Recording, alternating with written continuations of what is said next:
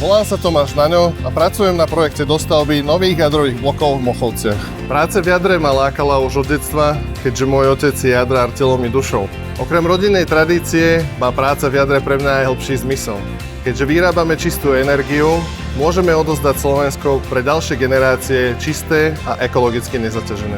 Slovenské elektrárne som vždy vnímal ako stabilnú spoločnosť s dlhoročnou tradíciou a dobrým menom na trhu práce. Slovenské elektrárne majú vo svojom portfóliu mnohé investičné a rozvojové projekty, čo je dobrým predpokladom na to, aby sa zamestnanci po skončení projektu dostavby integrovali do stálych štruktúr slovenských elektrární.